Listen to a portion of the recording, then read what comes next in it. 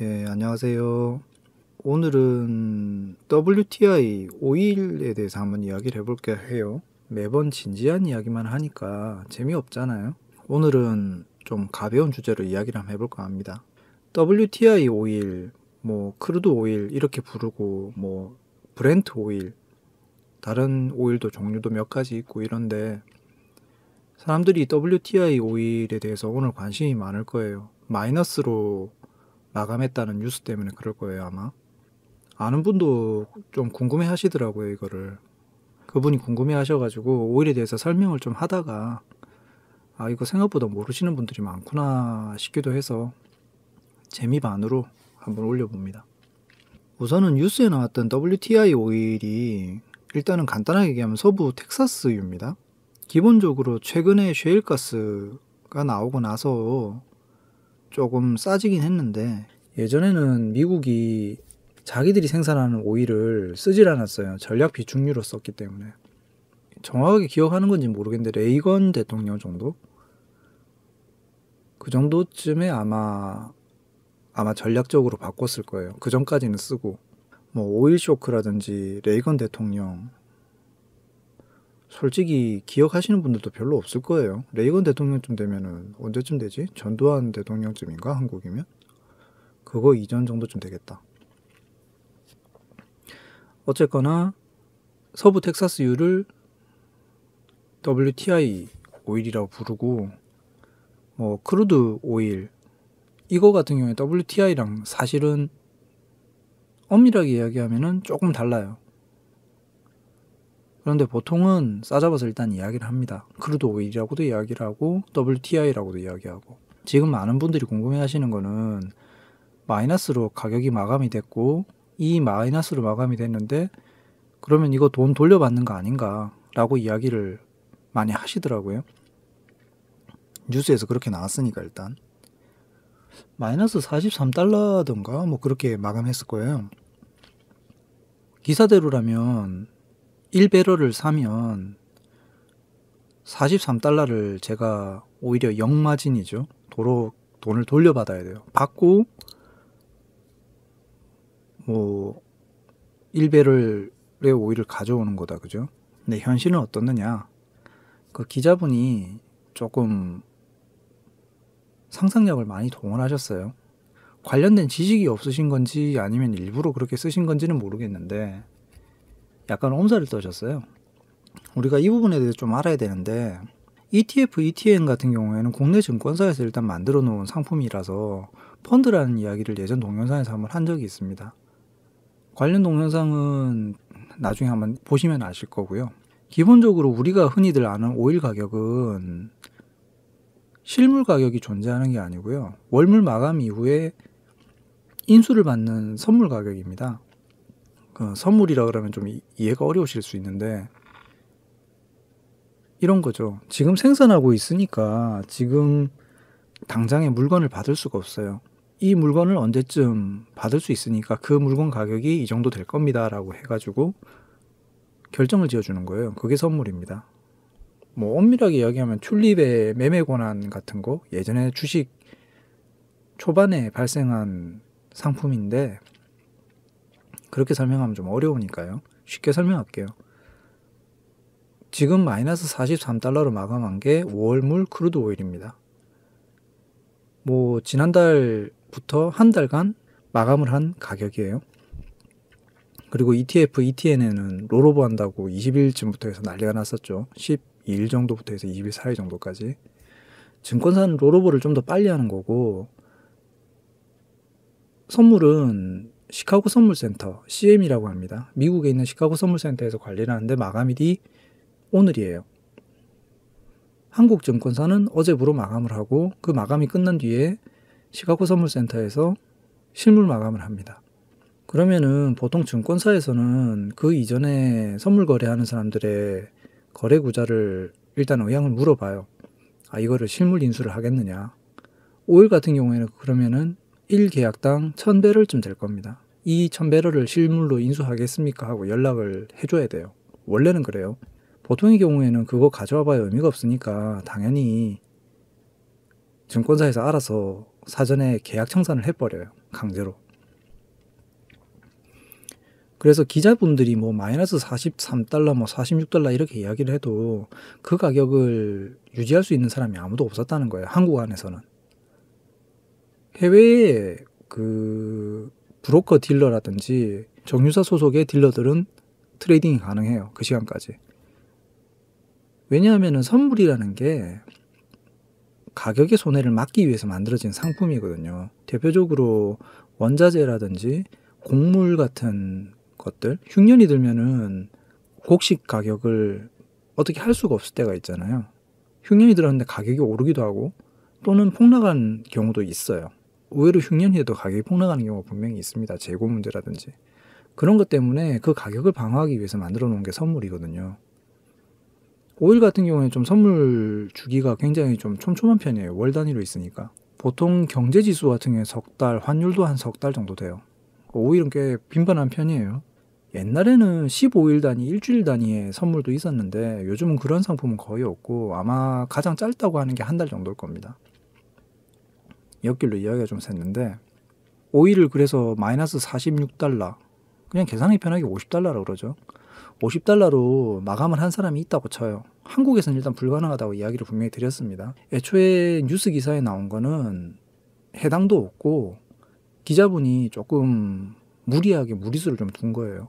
조금 이따가 이야기하겠지만 6월물 월물로 넘어간 ETF, ETN은 롤오버죠. 이 월물이 넘어간 쪽은 당시에 5월물 가격이 10달러, 9달러일 적에 22달러 정도였어요. 그 기자분들 이야기대로라면 지금도 마이너스 뭐 30달러, 40달러쯤 돼야 되거든요. 하지만 6월물로 넘어와서 지금은 녹음하는 시간이 저녁 9시 40분 정도인데 대략적으로 한 15.8달러 정도 배럴당? 그 정도로 지금 안착하고 있어요. 아까 이야기했지만 어제만 해도 22달러였어요. 그런데 순간적으로 11.79달러까지 빠졌다가 지금 15달러 정도로 안착하고 있습니다. 기본적으로 콘텐고 상태라고 해도 이전 월물 가격에 맞춰져요. 최대한 맞춰주려고 해요. 갭이 엄청나게 생기겠죠. 하지만 일단 선물 가격은 일단 그 월물마다 점진적으로 다시 올라간다는 거죠. 이거는 요 앞전 ETF, ETN 원유 선물 관련된 영상에서 이미 이야기를 했어요. 대본이 없다 보니까 오늘 계속 옆길로 새는데 다시 좀 돌아와서 배럴당 50달러에 1000배럴을 실물 인수를 해야 됩니다. 이 실물 인수를 해야 된다라고 하면 증권사 또는 브로커 뭐 또는 CME에서 연락이 와요. 실물 인수하겠느냐. 만약에 실물 인수를 한다라고 하면 무슨 문제가 이제 생기냐면 뭐 각종 계약서를 일단 쓰겠죠. 쓰고 나면은 뭐가 문제가 일단 생기냐면 그 다음 제일 먼저 해야 될 게 수수료일 거예요. 그 실물 인수를 하게 되면 실물 인수도 가격 기준으로 관련된 수수료를 내야 돼요. 그게 얼마 정도인지는 상품마다 다르고 가격마다 다르니까 얼마라고는 얘기를 못 하겠는데 하여튼 내야 됩니다. 그리고 배럴이 1000배럴인데 이게 원유만 주는 거예요. 원유는 우리가 알다시피 약간 걸쭉한 액체 상태잖아요. 그죠? 그 상태의 1000배럴을 우리가 가지고 오는 거죠. 이 1000배럴도 계약당이기 때문에 선물 계약이 좀 단위가 큰 데는 10,000배럴일 수도 있고 뭐 그런데 한국에서 거래 가능한 시카고 선물센터 기준은 1000배럴입니다. 일단. 그러면 1계약만 가지고 1000배럴 가지고 와야 돼요. 사람들이 여기서 조금 헷갈리는 게 그 선물 거래는 레버리지 거래라 해서 증거금 거래거든요. 주식에서 증거금 가지고 거래하시는 분들은 좀 이해하실 거예요. 내가 실제로는 100만 원 가지고 거래를 하지만 레버리지라고 해서 증거금을 쓰는 거예요. 그래서 뭐 10만 달러 정도로 운용하는 형태, 그렇게 해서 운용을 하기 때문에 실제 거래액은 1000배럴이라는 거죠. 물론 증거금은 그때그때 바뀌기 때문에 다릅니다. 증권사마다도 좀 다르고. 그리고 지금 크루드 오일은 1000달러 가지고는 일단 안 돼요. 예를 들어서 쉽게 설명한 겁니다. 일단 어찌됐든 간에 실물 인수도 수수료를 내야 돼요. 그 다음에 그 오일 상태로 되어 있는 거, 그거를 가지고 올 수단이 필요해요. 주로 뭐 유조선이겠죠. 흔히들 가지고 있는 배. 유조선을 가지고 일단은 수배를 해야 돼요. 이 정도까지는 그 원자재 계열은 흔한 일이기 때문에 관련 브로커들이 다 연결이 돼요. 그러면 이삿짐 센터처럼 유조선도 섭외가 됩니다. 당연하지만 돈 내야 되죠, 그죠? 그리고 한국에 뭐 각종 세금 신고, 수출입 신고 다 해야 되는데 그런 건 일단 귀찮으니까 제껴놓고 했다고 쳐요. 그러면 그 다음에 가지고 와야 될 게 뭐냐면 한국 같은 경우에는 원유를 주로 가지고 들어오는 곳이 여수 쪽하고 울산 화학공단 쪽인데 이게 들어오고 나면 한국은 정유 회사들은 바로 자기들 플랜트로 가지고 가요. 하지만 우리는 아니잖아요. 그러면 그 원유들을 다 넣을 만한 드럼통이 일단 필요합니다. 드럼통이 얼마쯤 하냐면은 그 철강 쪽에 아시는 분이 계셔서 물어봤는데 2달 전 가격 기준으로 철강 가격이 굉장히 많이 떨어졌는데 한 2만 원 정도 하면 된다라고 하더라고요. 여기에 엄밀하게는 원유이기 때문에 뭐 화학물질용 패킹이 된 뭐 드럼통 등등등 해서 조금 비싸지는데 대략적으로 그 가격이에요. 이러면 이게 과연 쌉니까? 배럴당 마이너스 43달러, 뭐 50달러 해도 이것저것 부대 비용하면 남는 게 없어요. 오히려 돈 더 써야 됩니다, 결국엔. 그 선물의 최종 마진가가 그렇게 나오는 이유는 지금은 바이러스 때문에 공장이 안 돌아가잖아요. 비행기도 안 떠요. 사람들이 전부 집에 있으니까 자동차도 잘 안 탑니다. 기름 소비량이 줄었잖아요.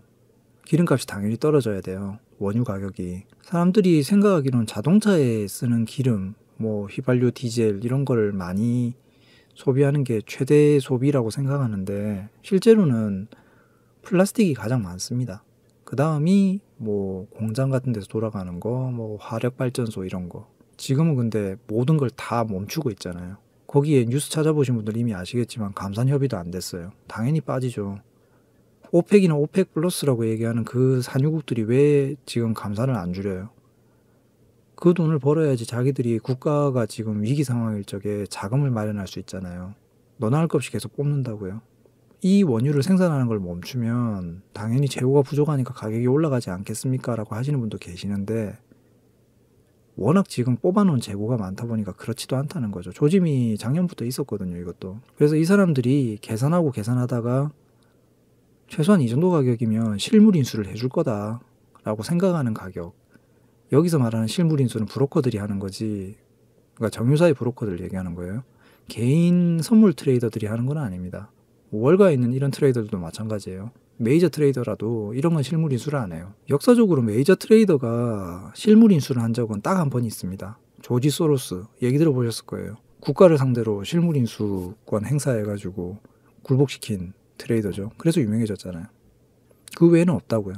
기본적으로는 그래서 정유사 브로커 트레이더들, 여기서 브로커라는 게 좀 나쁜 의미의 브로커가 아니고 말 그대로 그런 도매를 하는 브로커란 얘기예요.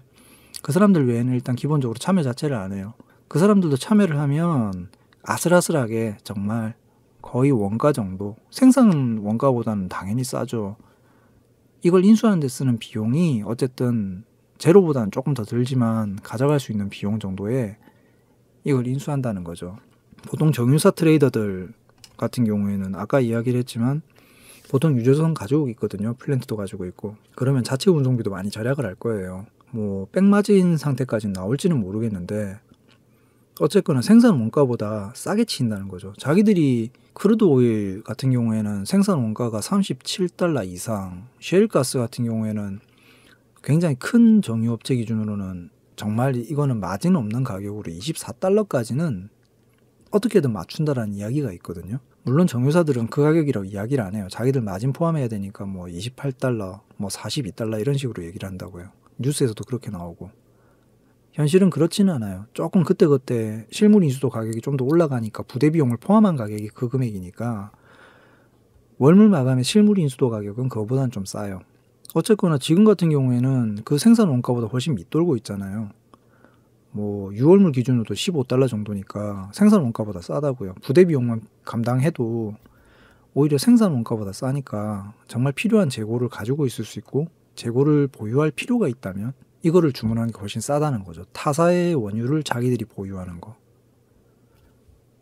기름은 뭐 음식하고 달라가지고 막 찍어낸다고 막 유통기한이 있는 것도 아니잖아요. 그래서 지금 실물 인수 트레이딩을 하는 거죠. 그리고 지금 월물 트레이딩을 하면 보통 빨라도 2달에서 3달 후에 그 인도를 받아요. 물건을 받는다는 이야기입니다.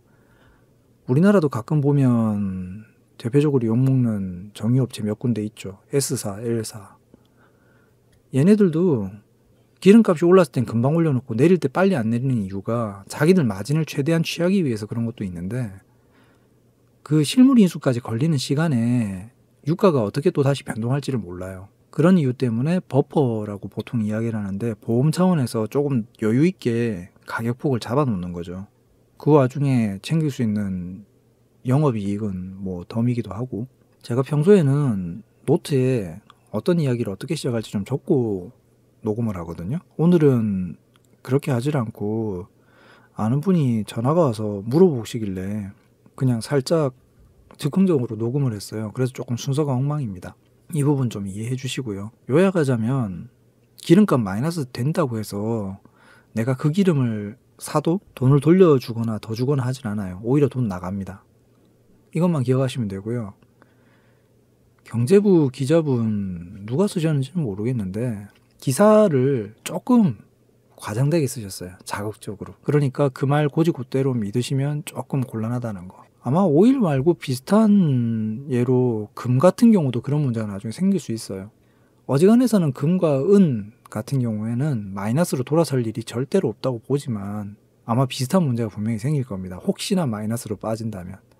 요즘은 뭐 금값 사실 세상 모르고 올라가고 있죠. 나중에 기회가 되면 금에 대해서 한번 이야기를 해볼게요. 원자재 관련해가지고.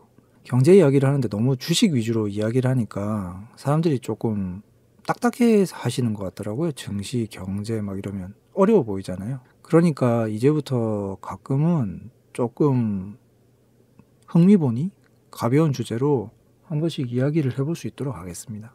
좋은 하루 보내시고요. 항상 요즘 유행하는 바이러스 조심하십시오. 좋은 하루 보내십시오.